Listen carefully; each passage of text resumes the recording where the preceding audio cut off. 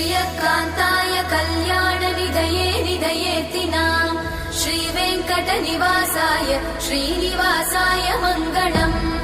लक्ष्मी सविभ्रमालोकसुभ्रूविभ्रमचक्षुषे चक्षुषे सर्वलोकानां वेङ्कटेशाय मङ्गलम्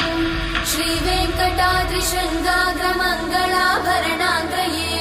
मङ्गलानां निवासाय श्रीनिवासाय मङ्गलम् सर्वावयव सौन्दर्य सम्पदा सर्वचेतसां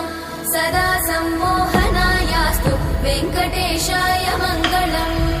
नित्याय निरवध्याय सत्यानन्दचिदात्मने सर्वान्तरात्मने श्रीमद् वेङ्कटेशाय मङ्गलम् स्वतः सर्वविदे सर्वशक्तये सर्वशेषिने सुलभाय सुशीलाय वेङ्कटेशाय मङ्गलम्